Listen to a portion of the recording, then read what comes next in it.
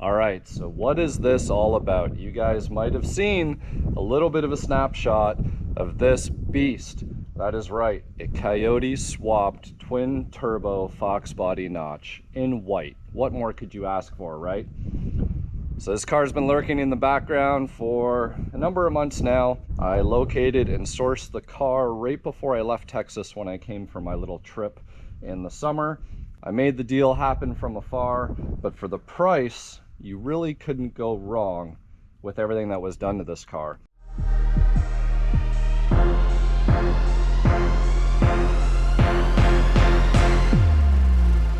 Now on camera, it probably looks great. The car had been painted.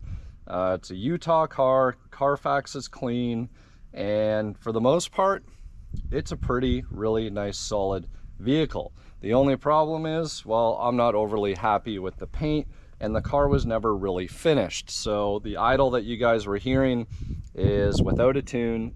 The car does run, it does drive, but it needs all of the final little assembly pieces done. So what does that consist of? Well, quite a bit.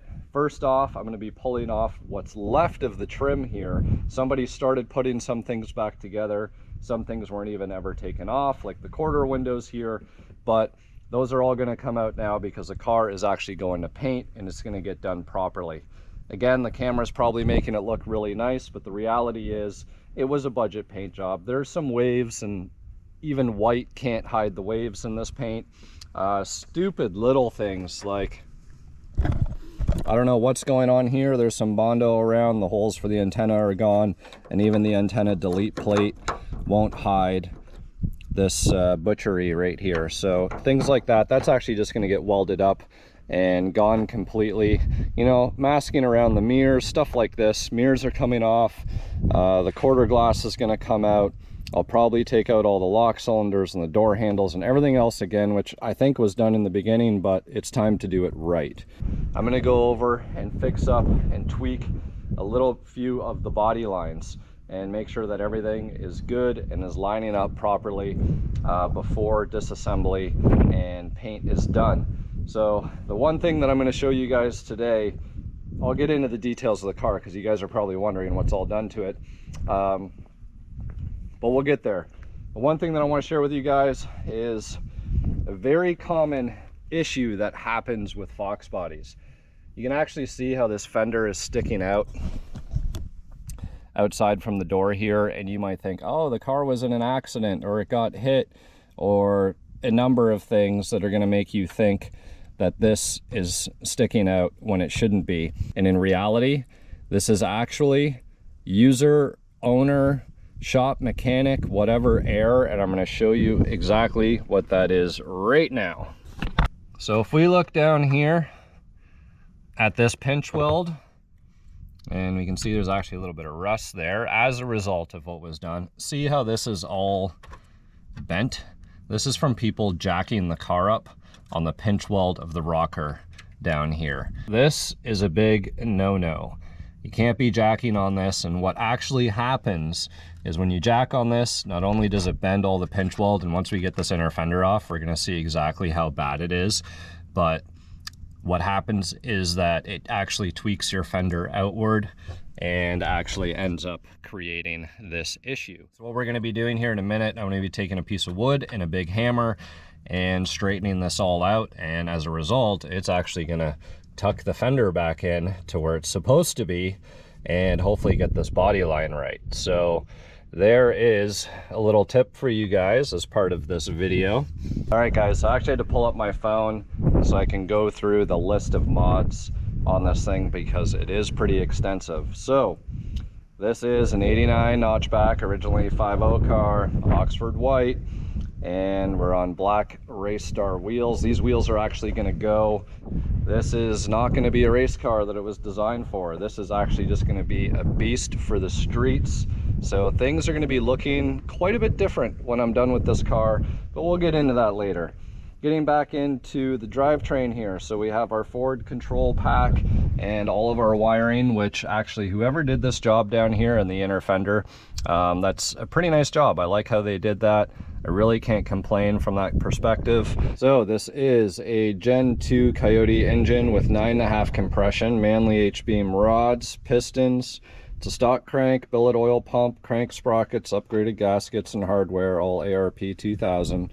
And we have twin precision 6266 turbos, CG fabrication headers, custom hot side up and down pipes, TL wastegates and blow-off valves. The fuel system is actually an 04 tank with a 4 fuel hat, twin 465 Walboros, 4 fuel rails. We got ID 1300 injectors, AN braided 10 AN feed and 8 return. Like I said, we got that T56 Magnum, QuickTime bell housing, RXT clutch, the built 8.8 rear end, and we have that TMZ K-member front suspension, strange coilovers in the front there, and we got the Viking dual adjustable shocks coilover setup in the rear. So going to the inside of this car, again, it was all torn down because it got painted. So all the door jambs and everything else look pretty good in the car. We only got a driver's seat, which came out of an 0304 Cobra. So unless I can find a match, that's going to be coming out. Still running a factory gauge cluster, so somebody went through and did a bunch of creative wiring. The only thing is that when the battery is hooked up, the taillights are on, so I'm gonna have to go through the wiring and get all that sorted. But these rear plastics, everything else should be coming out, so I can get out these rear quarter windows, and of course the rest of the interior stuff is here. New weather strip, lots of new trim, and everything else came with the car. It's just a matter of a lot of cleanup. I'm going to be re-dyeing the complete interior. It's going to be staying the smoke gray. I'm just going to redo it like I did the number 5 car so that we can get rid of these different variations in colors. I have to say I'm quite impressed that the factory gauge cluster is working with the Coyote setup. So we'll see what I end up doing in the cluster. So some wiring to go through. I have a brand new N gauge to get hooked up and get a tune done on the car. Of course, that's all going to happen once it comes back from paint.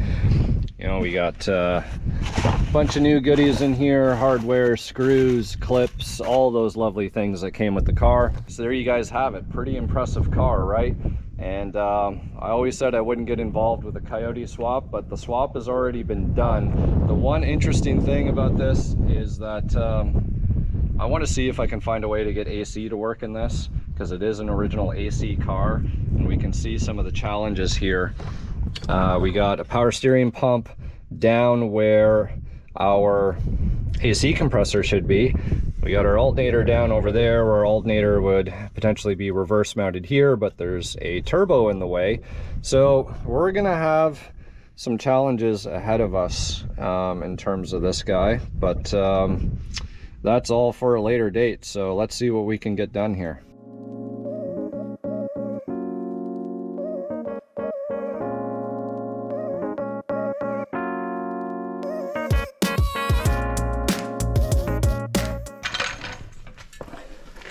Look at this. You wouldn't even be able to take this fender off if you wanted. So shame on whoever was jacking this car up from here. So let's go ahead and see if we can straighten this out. Just for a reference, you can see what this gap looks like right now.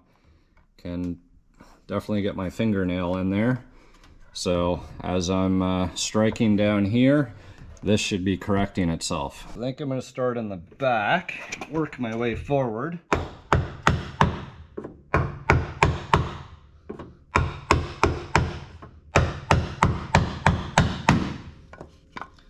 So you don't want to try and do everything all at once. Just, you know, take your time. It's almost like rolling your rear quarters.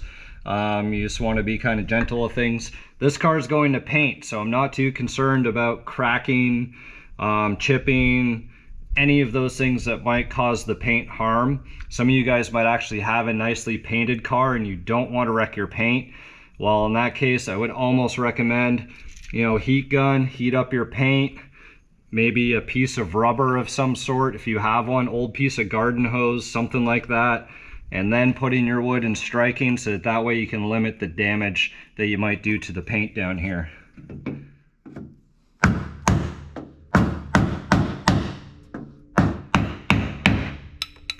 There goes our antenna delete plate.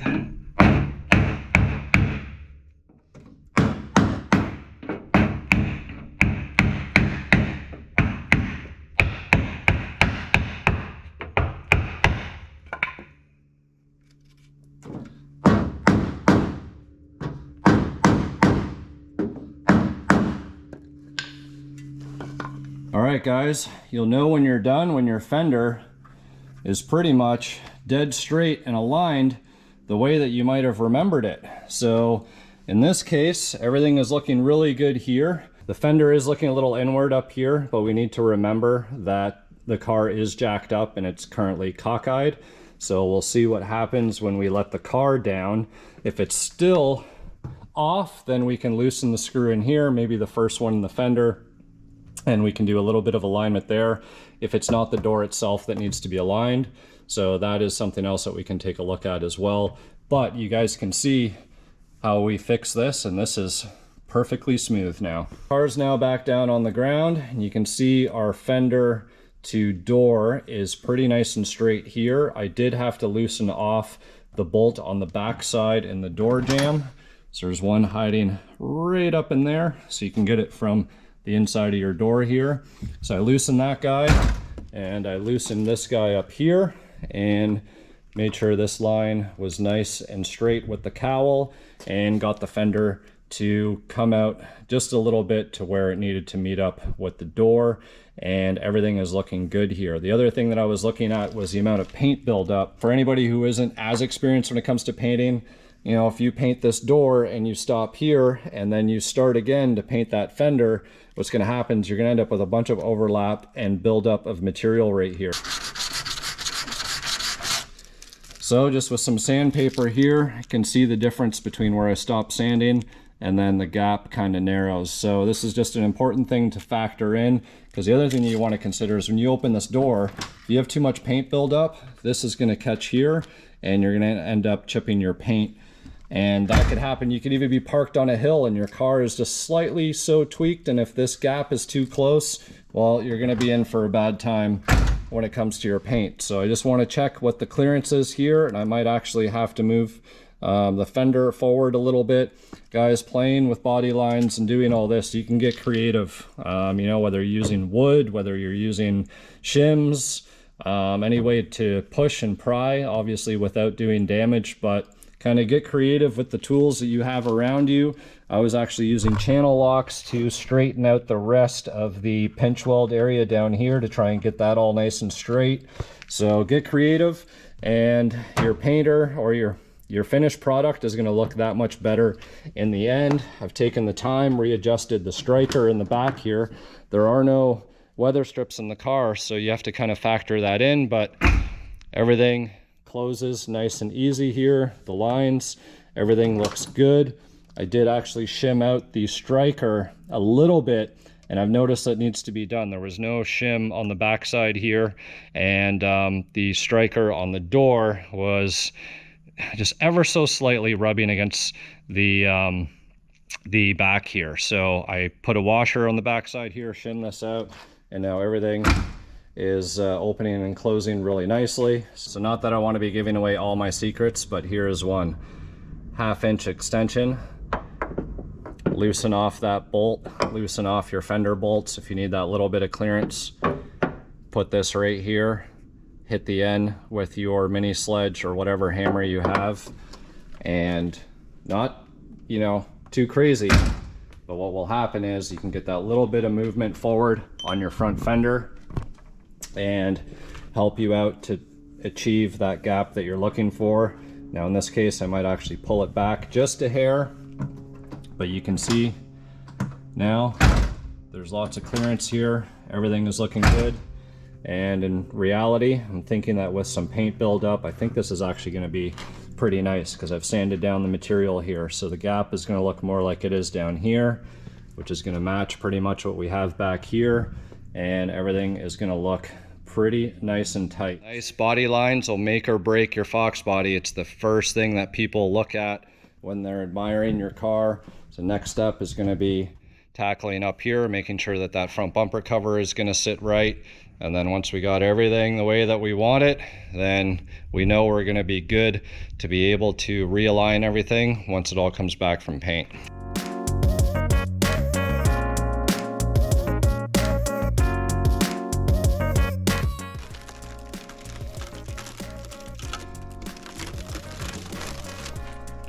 There we go, quarter window out.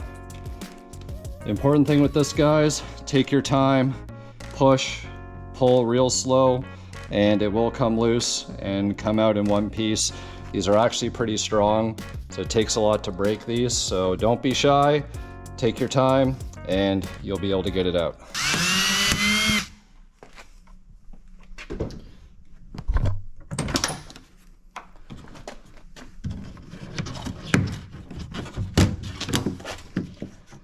Removing all this, especially, this is actually in really good shape. This is another piece that the metal will typically start rusting and bubbling up underneath your rubber right here. So it is a good opportunity to replace these, but these ones are actually in really, really nice shape. I'm just taking them off to make sure that our paint job is going to come out that much better. Look at this, whoever installed these mirrors didn't even pull out the electrical connector, which was tucked in there to hook up the power features. Unreal, but it is what it is.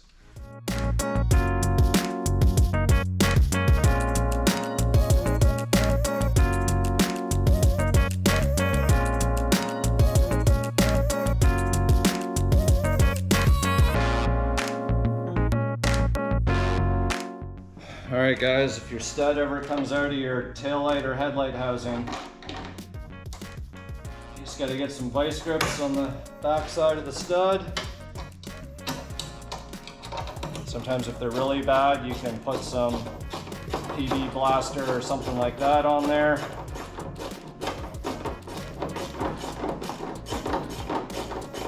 But in this case, it wasn't that big of a deal.